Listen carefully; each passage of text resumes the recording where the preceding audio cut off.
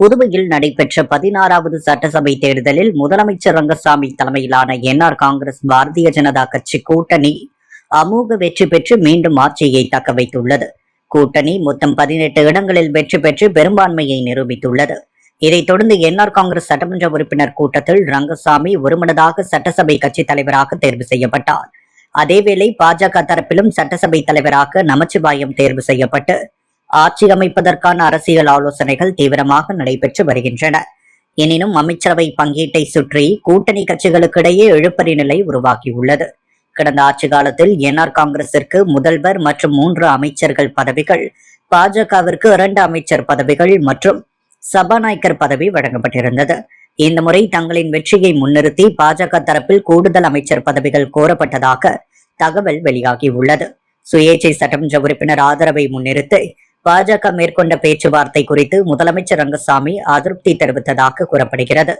ஒப்பந்தப்படி ஒதுக்கப்பட்ட இடங்களை மீறி கோரிக்கைகள் வைக்கப்படக்கூடாது என்றும், ஏற்கனவே உடன்பட்ட அமைப்பை தொடர்ந்து பேச்சுவார்த்தை நடத்த வேண்டும் என்றும் திட்டவட்டமாக தெரிவித்ததாக தகவல்கள் தெரிவிக்கின்றன. இந்த அரசியல் சூழ்நிலையால் புதிய அமைச்சரவை பதவியேற்பு நிகழ்ச்சி தாமதமாகும் நிலை ஏற்பட்டுள்ளது. இதற்கிடையில் வரவிருக்கும் அமாவாசை நாளை தொடர்ந்து நல்ல முகூர்த்த நாளில் பதவியேற்பு நிகழ்ச்சியை நடத்துவது குறித்து ஆலோசிக்கப்பட்டுள்ளதாக கூறப்படுகிறது. இந்நிலையில் முதலமைச்சர் ரங்கசாமி இன்று புதிய அமைச்சரவை பட்டியலுடன் சேலத்தில் உள்ள அப்பா பைத்தியசுவாமி கோவிலுக்கு சென்று சிறப்பு வழிபாடு நடத்தினார். ஆட்சி அமைப்பதற்கான இறுதிக்கட்ட நடவடிக்கைகள் நடைபெற்று வரும் நிலையில் மத்திய அரசின் ஒப்புதல் மற்றும் கூட்டணி சிக்கல்கள் தீர்க்கப்பட்டதும் புதிய அமைச்சரவை பதவியேற்பு நடைபெறும் என எதிர்பார்க்கப்படுகிறது. புதுச்சேரி லாஸ்பேட்டை தொகுதியில் வெற்றி பெற்ற என்ஆர் காங்கிரஸ் வேட்பாளர் VP சிவக்கொழுந்து தன்னை வாக்களித்து வெற்றி பெற செய்த மக்களுக்கு நன்றி தெரிவித்தார். புதுச்சேரி தேசிய ஜனநாயக கூட்டணியில் லாஸ்பேட்டை தொகுதியில் என்ஆர் காங்கிரஸ் சார்பில் முன்னாள் சபாநாயகர் VP சிவக்கொழுந்து போட்டியிட்டார்.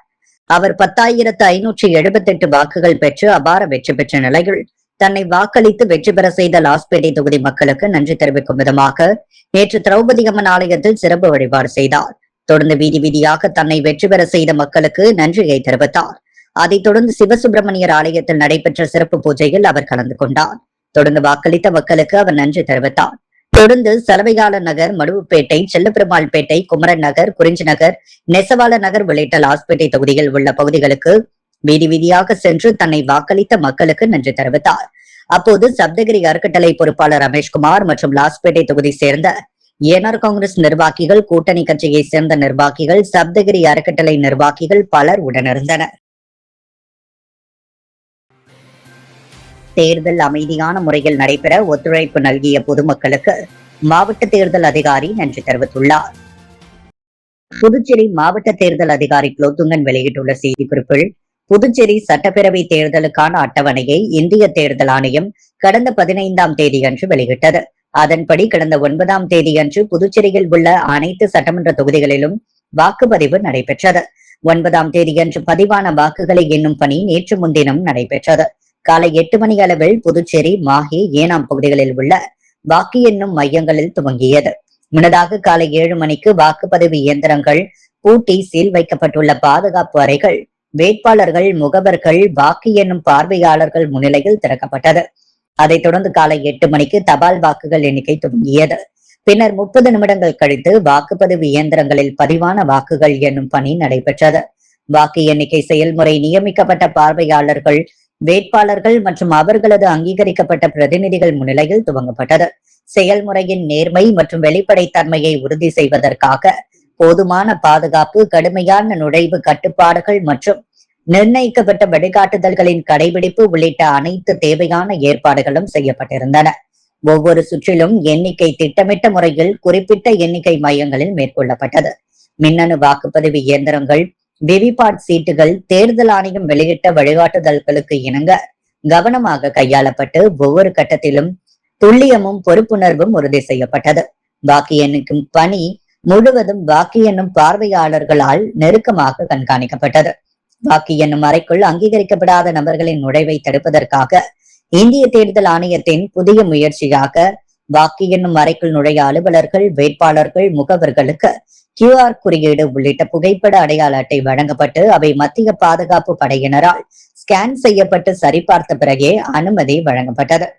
மேலும் இந்த தேர்தலை அமைதியான முறையில் வெற்றிகரமாக நடத்த ஒத்துழைப்பு நல்கிய அனைத்து துறை அதிகாரிகள், பாதுகாப்பு பணியாளர்கள், வேட்பாளர்கள், அரசியல் கட்சியினர், பொதுமக்கள் மற்றும் தொடர்புடைய அனைவருக்கும் மாவட்ட நிர்வாகம் தனது நன்றியை தெரிவித்துக் கொள்கிறது என்று தெரிவித்துள்ளார்.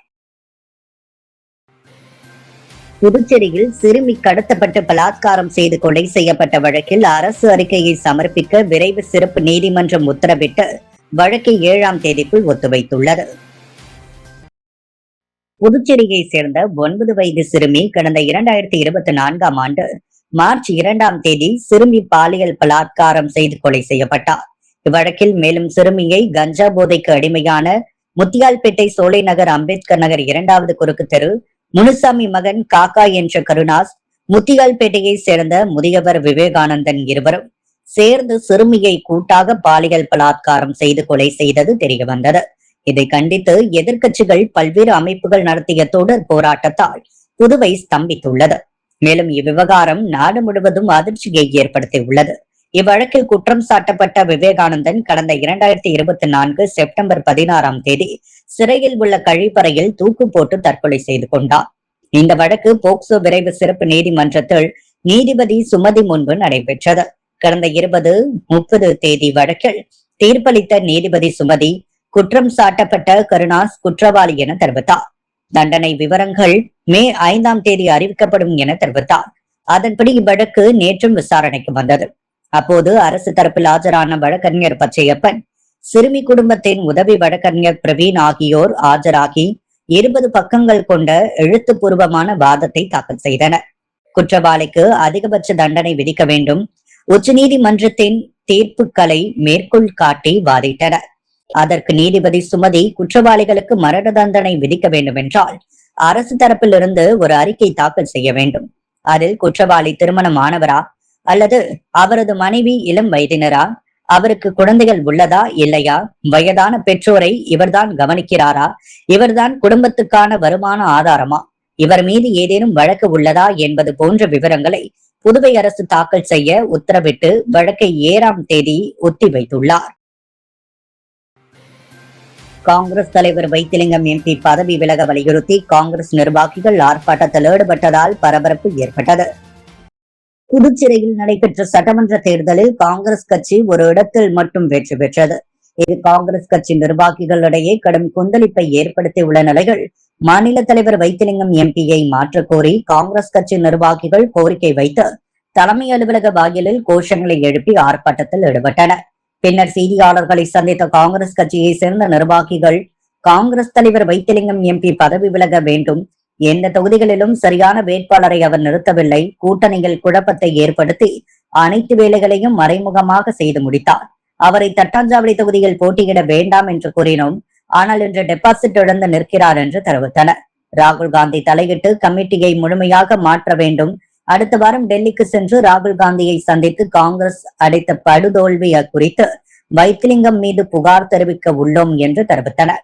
இந்த பேட்டியின் போது பொதுச் செயலாளர்கள் சிவசண்முகம், ரஹ்மான், ஓபிசி தலைவர் கண்ணன், வேல்முருகன், பஞ்சகாந்தி, செயலாளர் மு ப சரவணன், நந்தா கலைவாணன், குலசேகரன், செல்வம், பி எம் சரவணன், புகழேந்தி, சாந்தி, ராணி, வீரகுமார், ஆறுமுகம், பெரிய நாயகி, ஏஐசிசி சரவணன், பிசிசி ஆகியோர் உடனிருந்தனர்.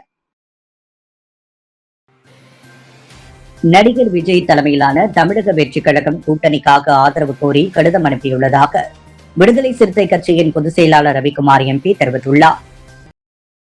புதுவையில் மத்திய அரசின் மும்மொழி கொள்கைக்கு எதிராகவும் இந்தி திணிப்பை கண்டித்தும் விடுதலை சிறுத்தைகள் கட்சியினர் கண்டன ஆர்ப்பாட்டம் நடத்தினர். அண்ணாசிலை அருகே நடைபெற்ற இந்த போராட்டத்திற்கு புதுச்சேரி விசிக முதன்மை செயலாளர் அரிமா தமிழன் தலைமை வகித்தார். கட்சியின் பொதுச் செயலாளரும் எம்பியுமான ரவிக்குமார் கலந்து கொண்டு கண்டன உரையாற்றினார். இதில் ஏராளமான கட்சியினர் பங்கேற்றனர். போராட்டத்தில் புதுச்சேரியில் இருமொழி கொள்கையை தொடர்ந்து நடைமுறைப்படுத்த வேண்டும் என்றும் மும்மொழி கொள்கையை மத்திய அரசு கைவிட வேண்டும் என்றும் வலியுறுத்தப்பட்டது. மேலும் மாணவர்களிடம் இந்தி கட்டாயப்படுத்துவதற்கு கடும் எதிர்ப்பு தெரிவிக்கப்பட்டது. இதைத் தொடர்ந்து செய்தியாளர்களை சந்தித்த ரவிக்குமார் எம்பி கூறுகையில், புதுச்சேரி மக்களிடம் இந்தி மொழி கட்டாயப்படுத்தப்படுகிறது, மும்மொழி கொள்கையை எங்கள் கட்சி ஏற்கவில்லை, இருமொழி கொள்கையை சரியானது, பாஜக கூட்டணி அமைந்த பிறகு அதன் அழுத்தத்துக்கு இணங்கி முதல்வர் ரங்கசாமி மொழி உரிமையை விட்டுக் கொடுத்துள்ளார் என்று குற்றம் சாட்டினார். அதேவேளையில் அரசியல் நிலவரம் குறித்து பேசும்போது நடிகர் விஜய் தலைமையிலான தமிழக வெற்றிக் கழகம் கூட்டணிக்காக ஆதரவு கோரி கடிதம் அனுப்பியுள்ளதாகவும் தெரிவித்துள்ளார்.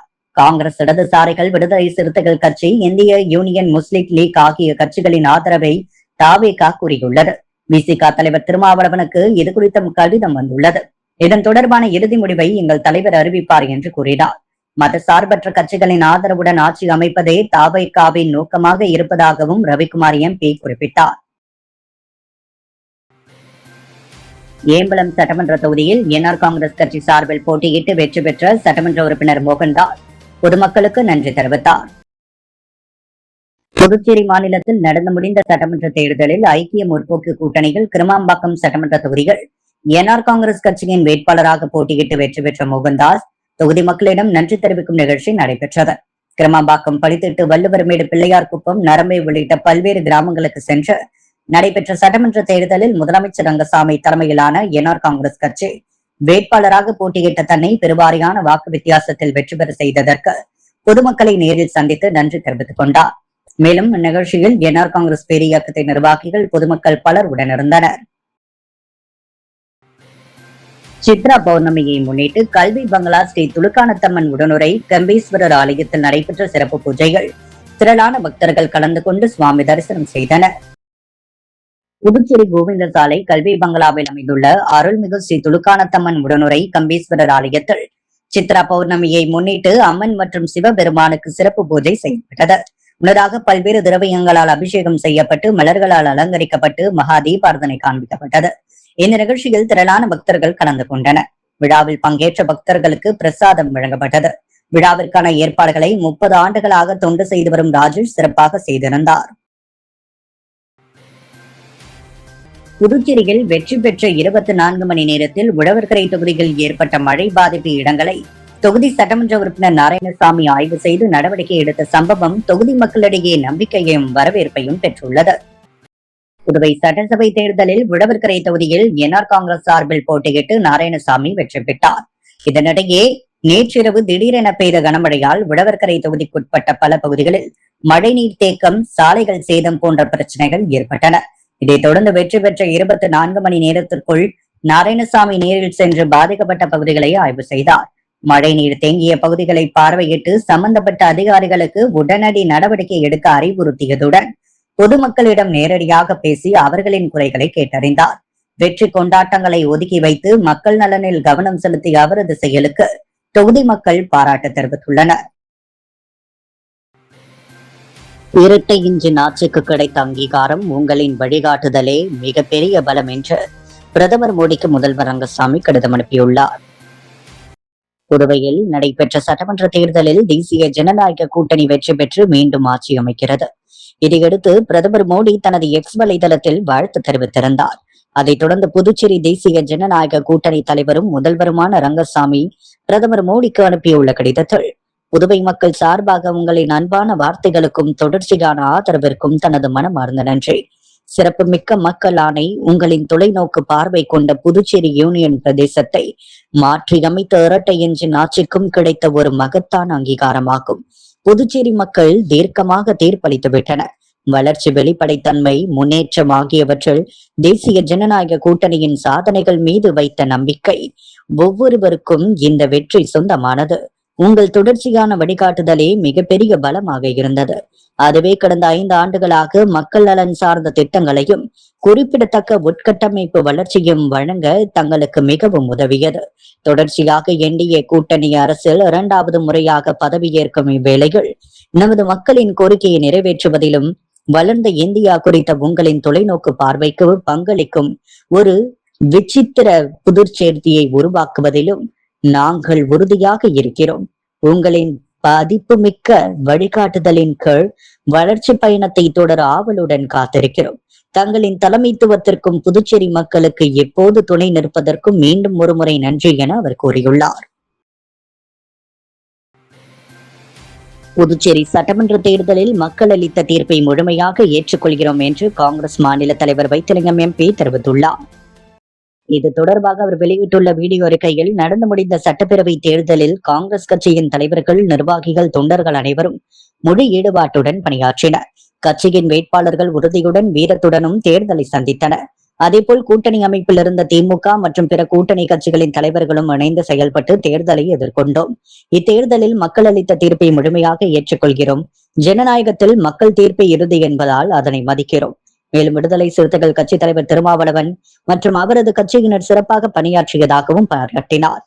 அகில இந்திய காங்கிரஸ் தலைவர் மல்லிகார்ஜுனா கார்கே புதுச்சேரிக்கு வந்து கட்சியினரை உற்சாகப்படுத்தியதற்கும், நாடாளுமன்ற எதிர்க்கட்சித் தலைவர் ராகுல் காந்தி தேர்தல் பணியில் உத்வேகம் அளித்ததற்கும் நன்றி தெரிவித்தார். அதேபோல் தமிழக முதல்வர் மு.க.ஸ்டாலின், துணை முதல்வர் உதயநிதி ஸ்டாலின் உள்ளிட்டோர் வழங்கிய ஆதரவு முக்கியமானது என்றும் கூறினார். மேலும் அகில இந்திய காங்கிரஸ் நிர்வாகிகள், அண்டை மாநில அமைச்சர்கள், பல்வேறு தலைவர்கள் தேர்தல் பணியில் ஈடுபட்டு ஒத்துழைப்பு வழங்கியதற்கும் நன்றி தெரிவித்தார். இறுதியாக காங்கிரஸ் கட்சிக்கு வாக்களித்த மக்களுக்கும் ஆதரவு வழங்கிய அனைத்து நல்லுள்ளங்களுக்கும் மனமார்ந்த நன்றி என தெரிவித்துக் கொண்டார். அகில இந்திய என்ஆர் காங்கிரஸ் பேரியக்கத்தின் மாணவர் அணியின் மாநில தலைவர் குகன் பிறந்தநாள் விழாவில் அரசியல் தலைவர்கள் பலர் பங்கேற்று வாழ்த்து தெரிவித்தனர். புதுவை மாநிலம் வில்லியனூர் பகுதியில் அகில இந்திய என்ஆர் காங்கிரஸ் பேரியக்கத்தின் மாணவர் அணியின் மாநில தலைவர் குகன் பிறந்தநாள் விழாவை முன்னிட்டு அவரது அலுவலகத்தில் கேக் வெட்டி அன்னதானம் வழங்கி வெகு சிறப்பான முறையில் கொண்டாடப்பட்டது. இதில் வில்லியனூர் தொகுதியின் சட்டமன்ற உறுப்பினர் ரவிக்குமார் இவ்விழாவில் கலந்து கொண்ட குகனுக்கு பொன்னாடை போர்த்தி பூச்செண்டு வழங்கி பிறந்தநாள் வாழ்த்துக்கள் தெரிவித்தார். இந்நிகழ்ச்சியில் முன்னாள் அமைச்சர் லட்சுமி நாராயணன், முன்னாள் சட்டமன்ற உறுப்பினர்கள் NSG ஜெயபால், பாஸ்கரன் தட்சிணாமூர்த்தி, அரியூர் என்ஆர் காங்கிரஸ் பிரமுகர் கண்ணபிரான், முன்னாள் சேர்மன் பாலமுருகன், முக்கிய பிரமுகர்கள் ATS தாமோதரன், பூக்கடை சண்முகம், முருகன், அச்சுதன், வேலு, நடராஜன் உட்பட என்ஆர் காங்கிரஸ் பிரமுகர்கள், பாரதிய ஜனதா கட்சி நிர்வாகிகள், கூட்டணி கட்சியினர், பொதுமக்கள், நண்பர்கள், உறவினர்கள் என ஏராளமானோர் கலந்து கொண்டனர். பிறந்தநாள் வாழ்த்துக்கள் தெரிவித்தனர். விழாவில் கலந்து கொண்ட அனைவரையும் என்ஆர் காங்கிரஸ் பிரமுகர் APC சங்கர் வரவேற்றார். இந்நிகழ்ச்சிக்கான ஏற்பாட்டினை என்ஆர் காங்கிரஸ் பிரமுகர் APC சங்கர் தலைமையில் ஆதரவாளர்கள் மிகச் சிறப்பாக செய்திருந்தனர். வில்லியனூர் திருக்காமேஸ்வரர் கோவிலில் சட்டமன்ற உறுப்பினர் ரவிக்குமார் குடும்பத்துடன் சுவாமி தரிசனம் செய்தார்.